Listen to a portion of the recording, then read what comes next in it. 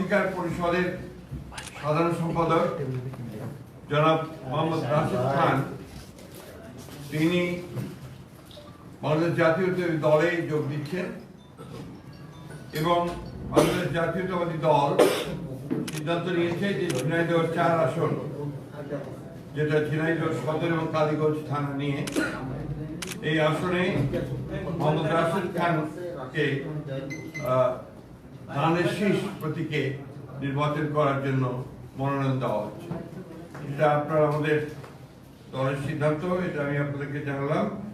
সেই সঙ্গে আমি আপনার অনুরোধ করব, এই ঝিনাইদহ ও কালীগঞ্জ, ঝিনাইদহ সদর কালীগঞ্জ অর্থাৎ ঝিনাইদহ 4 আসনের বিএনপি সকল নেতাকর্মীকে মোহাম্মদ রাশেদ খানের সঙ্গে কাজ করার জন্য এবং তাকে বিজয়ী করার জন্য সর্বশক্তি দিয়ে কাজ করার জন্য। এখন রাশেদ খান বলবেন, তারপরে বলেন কিছু কথা।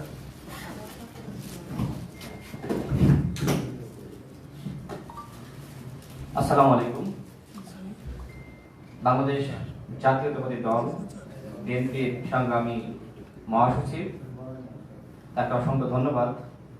আমি মোহাম্মদ রাশেদ খান 2018 সালের কোটা সংস্কার আন্দোলন থেকে আপনাদের সাথেই ছিলাম। কিভাবে রাজপথে সংগ্রাম করেছি আপনারা সবাই জানেন, সাংবাদিক ভাইয়েরা। বিশেষ করে জুলাই গণঅভ্যুত্থানের সময় আমার পাশে বিএনপির স্থায়ী কমিটির সদস্য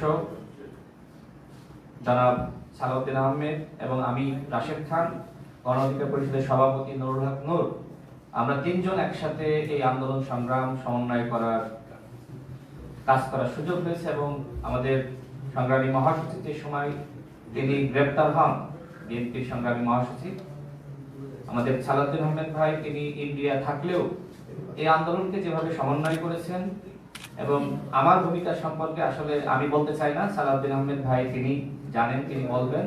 আমি এতটুকু বলতে চাই, বাংলাদেশ জাতীয়তাবাদী দল গণমানুষের অধিকার প্রতিষ্ঠায় লড়াই সংগ্রাম করছে এবং শহীদ প্রেসিডেন্ট জিয়াউর রহমান, যাকে আমি নিজের আদর্শ হিসেবে মনে করি, বর্তমানে বিএনপি নেতৃত্ব দিচ্ছে জনাব তারেক রহমান, তিনি আমাকে অত্যন্ত স্নেহ করেন, ভালোবাসেন। ফ্যাসিবাদ বিরোধী আমল থেকে তার সাথে আমার সম্পর্ক। আমি মনে করি নতুন বাংলাদেশ গঠনে তার নেতৃত্ব দেশ এবং জনগণের জন্য অত্যন্ত প্রয়োজন।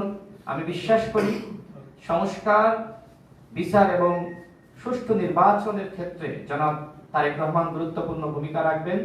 আমি রাশেদ খান আজকে বিএনপিতে যোগদান করেছি এবং জনাব তারেক রহমানের নেতৃত্বে ইনশাআল্লাহ দেশ এবং জনগণের জন্য সংগ্রাম করে যাব, কাজ করে যাব। আসসালামু আলাইকুম।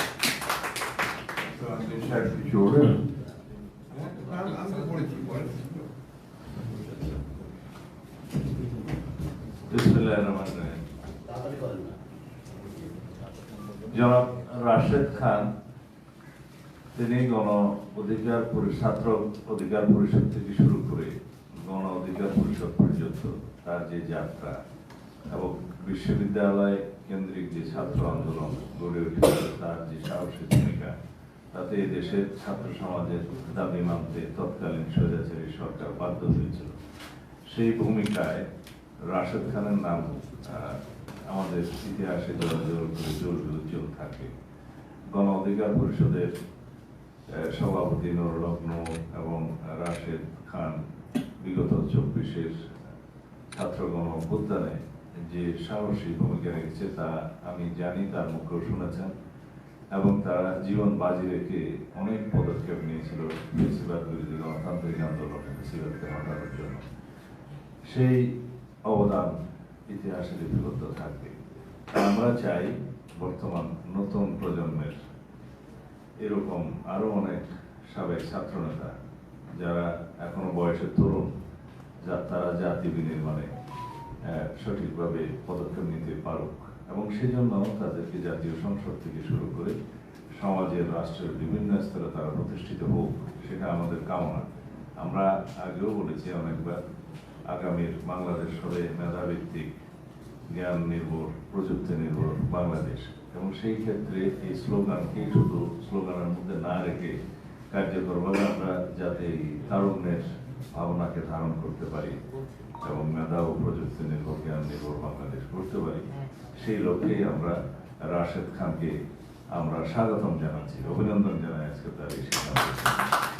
আশা করি রাশেদ খান জনসমর্থন নিয়ে জাতীয় সংসদে প্রতিনিধিত্ব করতে পারবেন ইনশাআল্লাহ। তো সেই ক্ষেত্রে তার ভূমিকা আগামীর বাংলাদেশে সর্বক্ষেত্রে ব্যাপকভাবে অবদান রাখতে পারবে বলে আমার মনে হয়। আবারও স্বাগত জানাই জনাব রাশেদ খান।